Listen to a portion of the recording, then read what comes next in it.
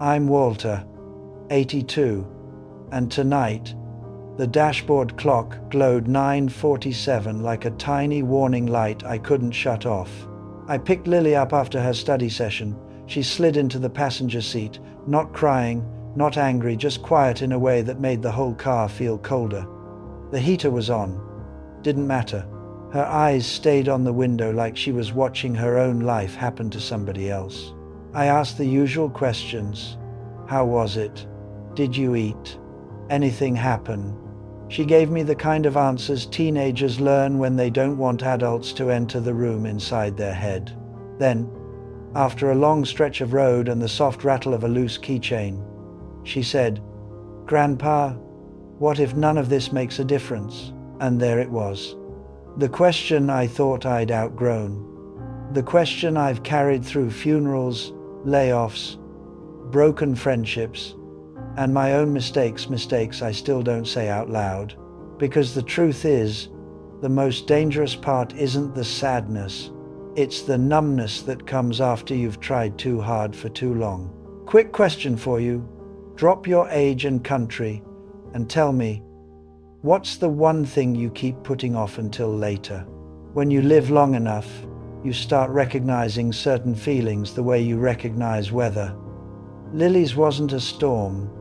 It was fog, the kind that makes you doubt there's a road at all. And I'll admit something I don't say proudly. I spent a chunk of my life chasing proof that I mattered. Not in a quiet way, in a loud way. The kind that makes other people nod when you enter a room. I told myself it was ambition. It was fear wearing a suit. There was one year when I made a choice that looked smart from the outside and rotten from the inside. It didn't blow up in one dramatic moment. It eroded things. Trust, sleep, the way my own face looked in the mirror.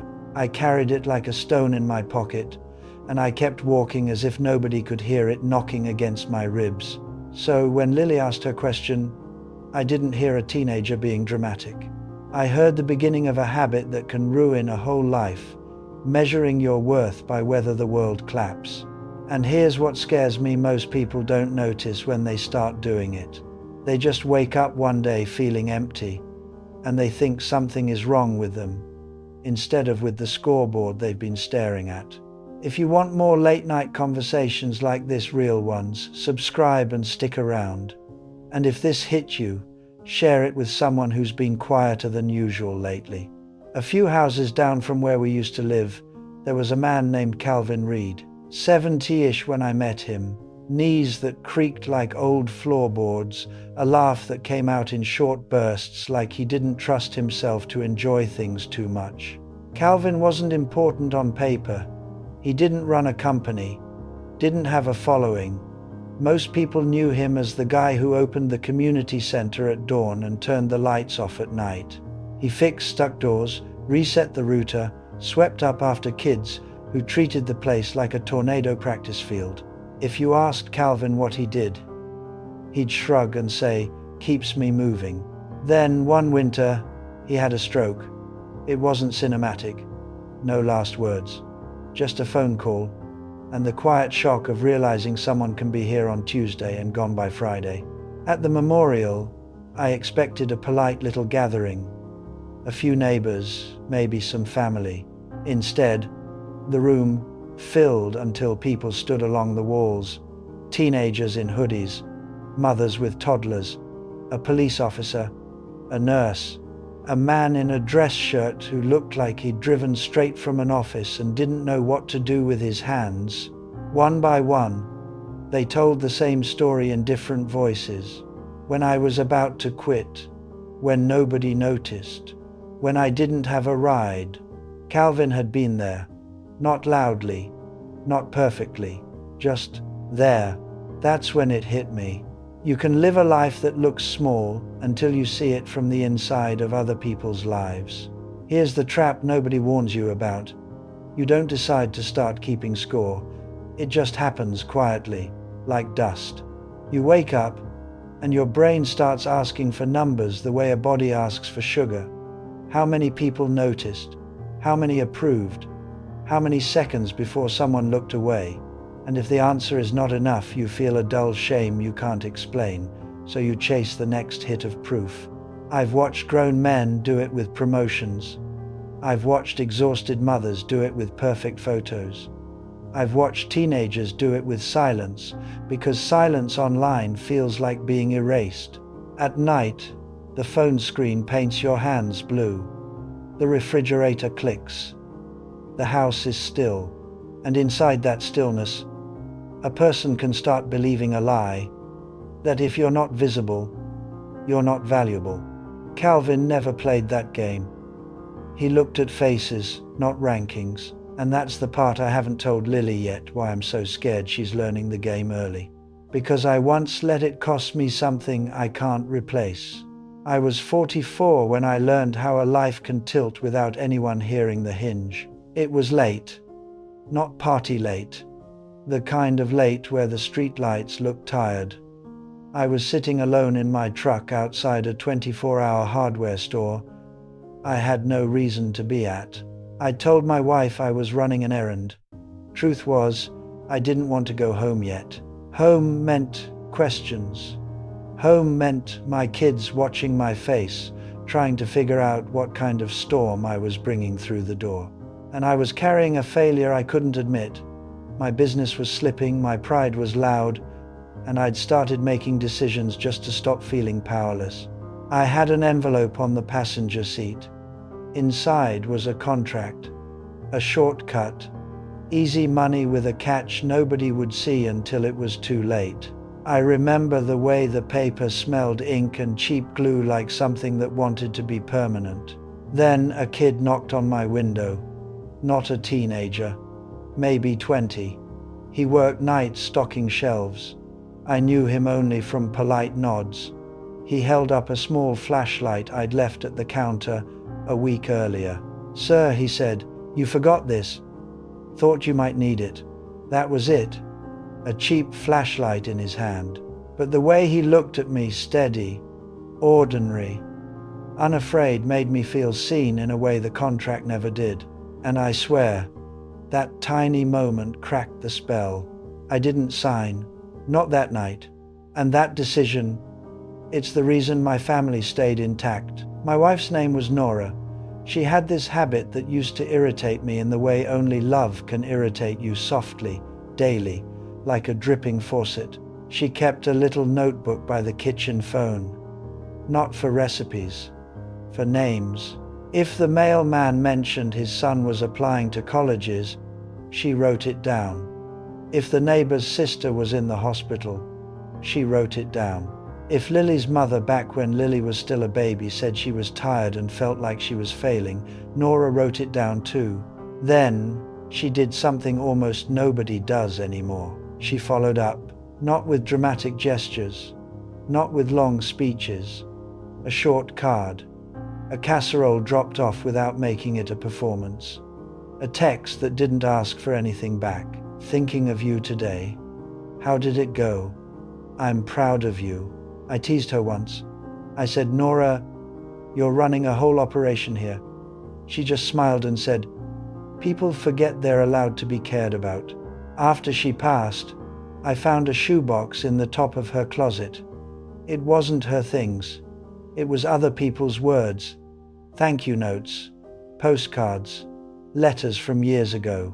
One woman wrote that Nora's message arrived on the exact day she was planning to give up. Another said she kept Nora's card in her wallet like a charm. Nora never tried to be impressive. She just refused to let people feel invisible. And standing there with that shoebox in my hands, I realized something ugly about myself. I had mistaken quiet for insignificant. A few months after Nora died, I started volunteering at the county library. Not because I'm noble, because the house was too silent, and silence has sharp edges when you're grieving. They put me near the back old man territory where the printer jams and the chairs wobble. One afternoon a teenager came in, hood up, eyes red like he'd been walking through smoke. He asked for a computer, voice barely above a whisper. He kept staring at the screen like it was a door he didn't know how to open. I could have done what most adults do. Pretend not to notice the shaking in his hands. pretend his silence was none of my business.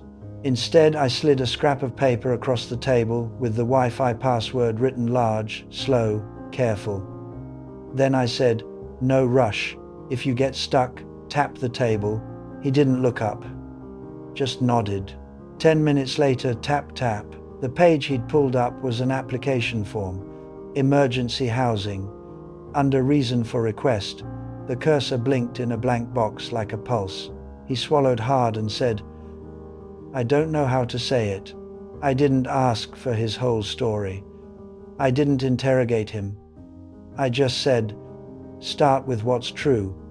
One sentence. He typed, deleted, typed again. When he finally hit submit, his shoulders dropped like he'd been holding up a ceiling. As he left, he muttered, "Thanks, sir. That's all. No applause. No proof."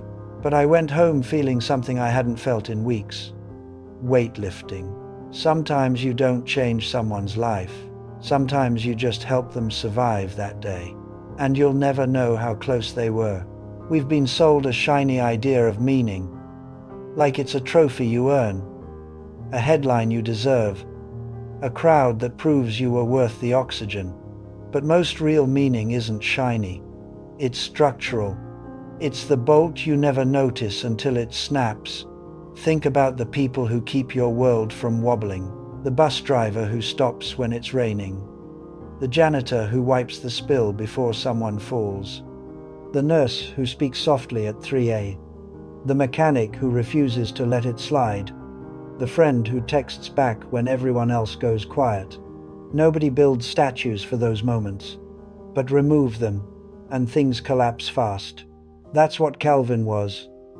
That's what Nora was.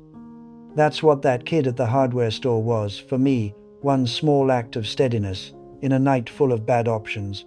Meaning, I've learned, isn't about being memorable to strangers. It's about being reliable to the few. It's about becoming a safe place in somebody else's nervous system, so their heart stops sprinting for a second. And here's the part that will bother you if you're young, or ambitious, or scared. You might do the most important thing of your life on a day that feels completely ordinary. No music, no spotlight, just you choosing not to look away. And that scares me, because it means you can miss it. You can scroll past your own life and not realize what you skipped until years later when you're sitting in a dark kitchen listening to the refrigerator click, wishing you could go back and answer a question you ignored. Let me ask you something, and don't answer it out loud unless you mean it. When someone you love is talking, are you actually there, eyes, mind, shoulders turned toward them, or are you waiting for your turn to speak? Do you keep small promises the way you keep your car insured, like it matters even on days nothing happens? Do you notice when a person's tone changes, when they start using fewer words, when their laughter gets thinner? I'm asking because I almost lost Lily without a fight. Not to an accident, to a habit. My habit, I'd nod while my thumb kept moving. I'd say, "Aha," while my attention lived inside a glowing rectangle. And slowly, she learned the lesson kids learn fast. Don't bring your real self to a room where nobody is fully awake. One night she stopped mid-sentence, looked at my phone, and went quiet in a way that felt final. That's the kind of loss nobody announces. It just happens until it's too late to undo. After that night, I started doing 3 things. They're small enough to sound stupid until you try them. First, the small promise, not the grand speeches. The tiny ones. I'll call at 7. I'll be there on Saturday. I'll read that thing you sent. Then I treat that promise like it's a bridge somebody is walking across. Because it is. Break enough of them, and people stop trusting the ground around you. Second, the real question. Not, how are you? On autopilot. A question that forces you to slow down. What's been heavy lately? What are you pretending doesn't bother you? Then shut up, let silence do its work. Most people talk if you stop trying to fill the air. Third, 10 minutes. Every day. 10 minutes of undivided attention. No phone in your hand. No multitasking disguised as love. Just presence. 10 minutes sounds like nothing. But 10 minutes a day is how you teach someone, quietly, you are safe to exist in front of me. These don't make you famous. They don't make you impressive.